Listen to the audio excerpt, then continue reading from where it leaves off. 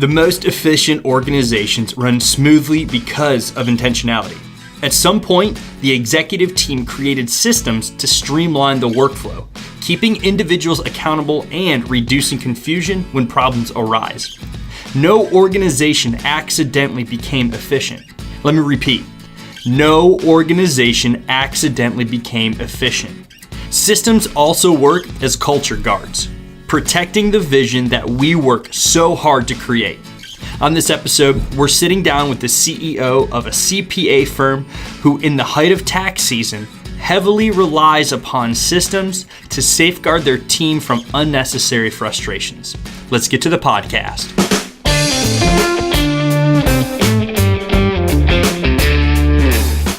Welcome to another episode of the ROI Podcast presented by the Indiana University Kelley School of Business. I'm your host, Matt Martella, joined by one of our Kelley economics professors, Kyle Anderson, who is no stranger to the show. Kyle has been featured on this podcast a number of times now, and most recently giving his economic projections for 2019, by the way. That episode is our second most downloaded episode of all time. So thank you all for your support in making this possible. If this is your first time tuning in, welcome to the Kelley family. The ROI Podcast exists to help organizations make better business decisions. We do this by sitting down with prominent thought leaders, high-level business executives, and well-respected government officials who share their wisdom for success. Our hope is you walk away with practical tips you can apply to your leadership or organization instantly. And if you're struggling with an organizational decision, if you have some feedback for our show, which we would love to hear, or you know of an individual who just make a great guest, shoot us an email to roipod, that's roipod at iupui.edu. Okay, so on today's show, we're talking systems, and creating systems inside an organization. They are key components if you want to both scale and reduce friction within your team. This week, we sat down with the CEO of A.C.T. Services, Tina Moe, who without proper systems in place would drown in tax paperwork. She's sharing how having the right systems inside your organization makes for a better overall business. Systems help build an organization that can run autonomously from the owner, and it should be able to run autonomously from the owner.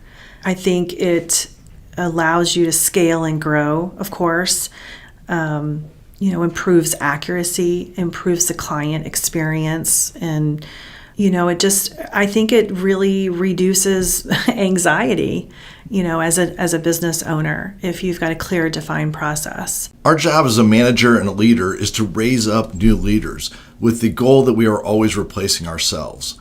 One fundamental leadership principle is individuals inside an organization will only be as good as the highest leaders. That's the growth ceiling. So it's on us as the manager, as the leader, to train new individuals and pass off responsibility so that we can look ahead and grow ourselves.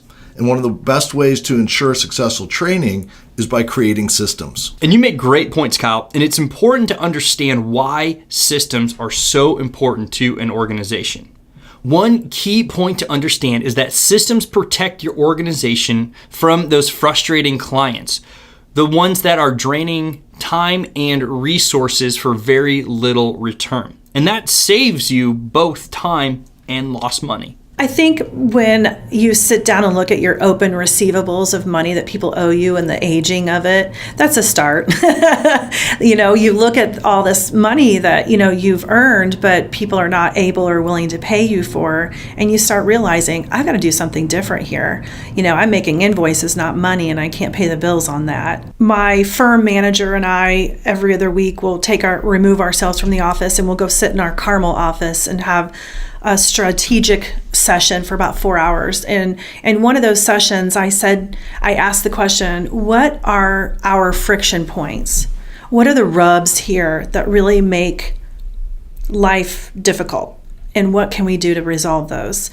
And, we realized that it was, stemming from working with the wrong client, not recognizing revenue for our time in a timely basis, and then chasing our money.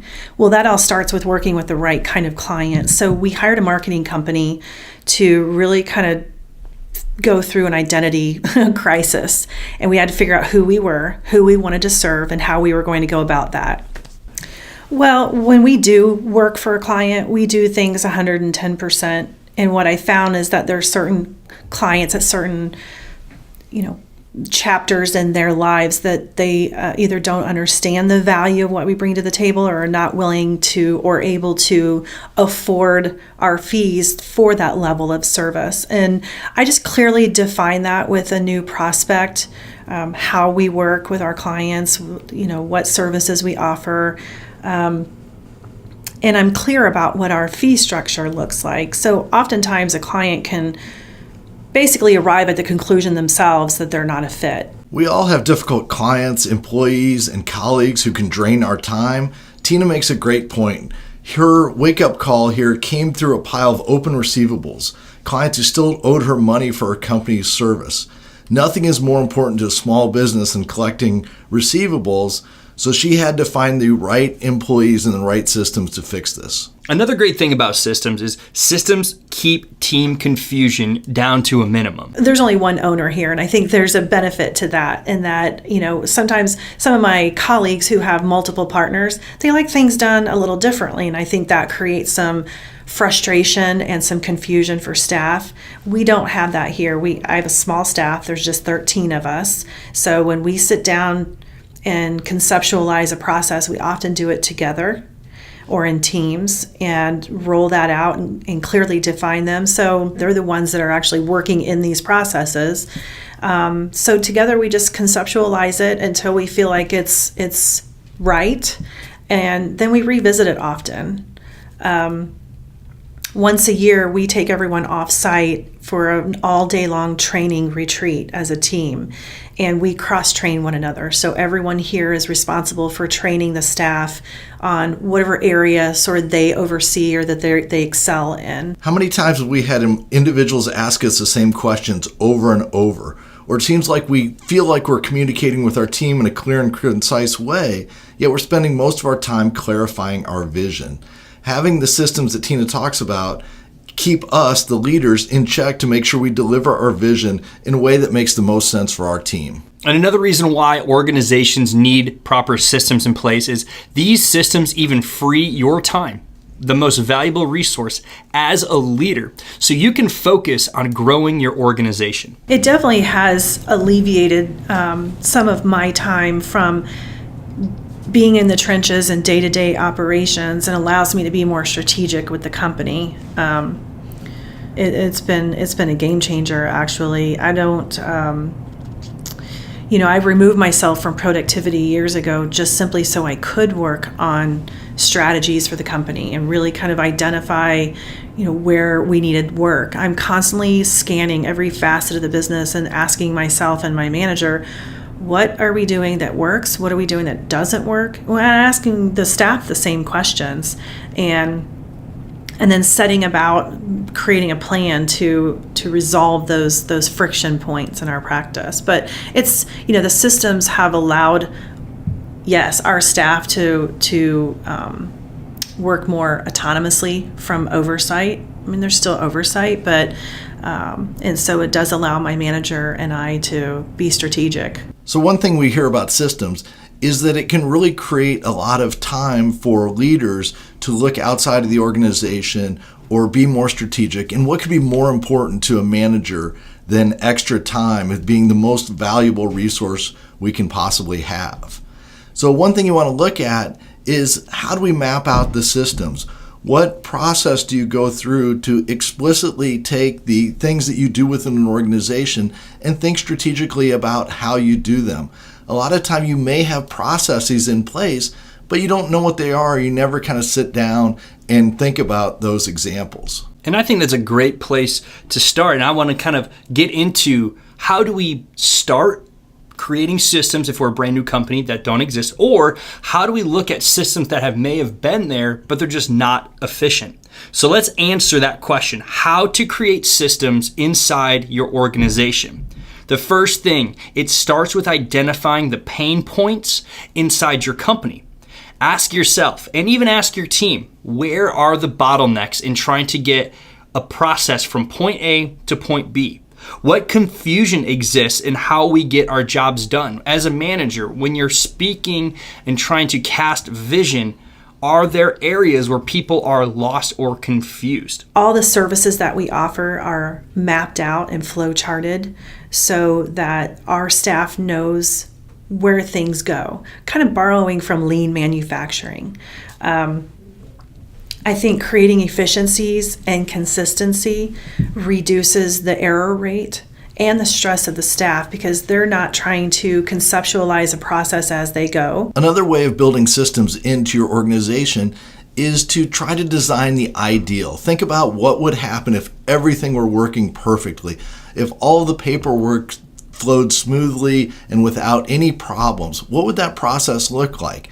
Map that out, but also map out how you're currently doing it. And they're probably not the same. And there are probably a lot of ways that your systems can be improved. Remember, employees aren't inspired to get up in the morning and come to work because of efficiency, right? So it's not enough just to say, we're going to make our organization more efficient.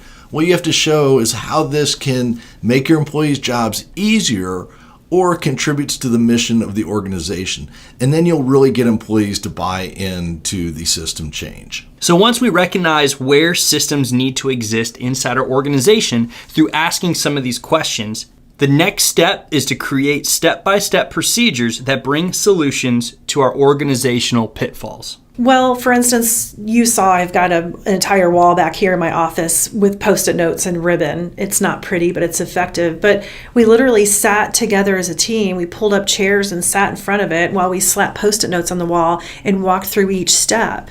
And each in our process, for instance, for tax return preparation, touches 4 and 5 people, because we have 2 quality assurance steps in everything we do. And so we just together mapped it out and talked it out. And, you have to do it that way because someone on the front end may not understand all the steps that someone on the back end is putting that through. So you have to do it as a team. To give an example of this, at the Kelley School of Business, our evening MBA program, we're looking at the entire admissions process from a system point of view and thinking about from that very first contact all the way through admissions, induction, orientation, every step in that process.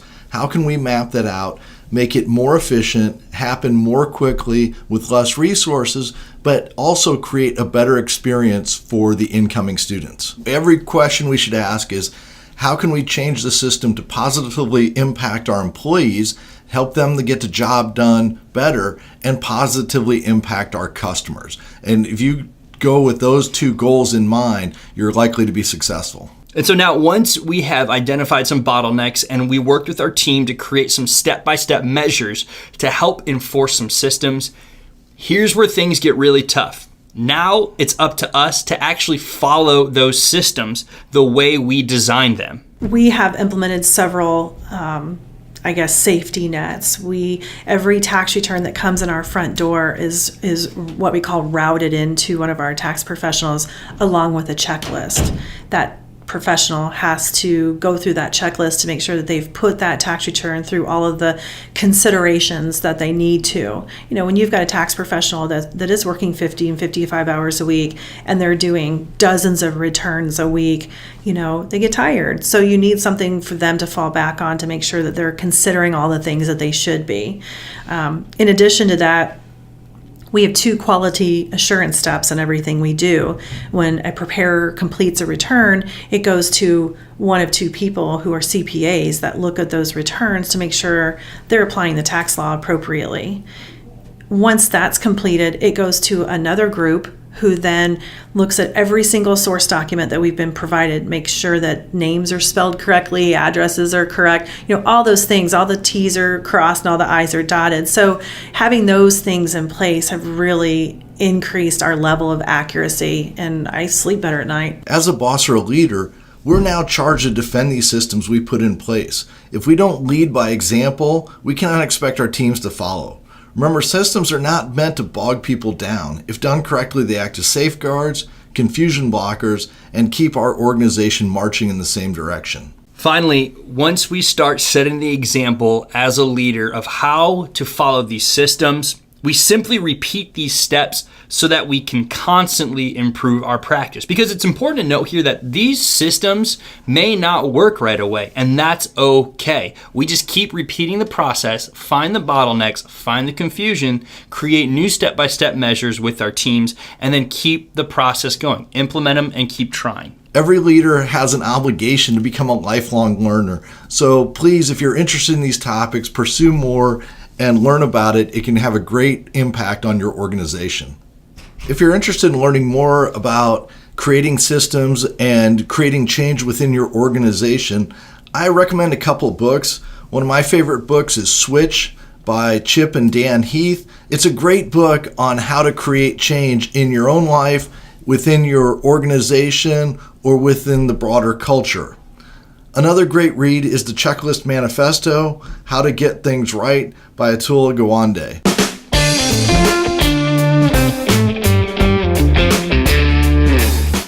So let's recap. Systems are vital to our organization's efficiency. They protect our organization from working with clients who do not fit our mission. They work to keep internal confusion down to a minimum. And most importantly, they protect our valuable time so we can continue to cast vision for our company's future. So how do we create these systems that work? First, we must find our internal pain points. Where is the confusion? Where do the bottlenecks exist within our current workflows? These become the bedrock for creating systems that actually work. During this time, have intentional meetings with employees inside the organization. They will give you areas of improvement because they're the ones working the day-to-day operations of our organization. Once we have some pain points, work with the leadership team to create practical steps everyone can follow. Whether that's a flowchart on Post-it notes or finding sophisticated software, seek something that makes sense for you and your team. Remember, our goal is to reduce the headaches, not create more. Next, this is where things get tough because it's up to us and our leadership team to actually follow these new protocols we're implementing. We have to set the example. It will not be perfect, and there will be some that are great in theory but terrible in practice. Trust me, and that's okay. Because the last step is just to repeat the process. Constantly evaluate what's working and what's not with everyone inside your organization. Remember, the goal of systems are to create less friction, open our time as a leader, and offer clear direction for our team to operate at maximum efficiency. This has been another episode of the ROI Podcast presented by the Indiana University Kelley School of Business. I'm your host, Matt Martella, joined by Kelley economics professor Kyle Anderson. Our goal as a show is to help organizations make better business decisions. We'll see you next week.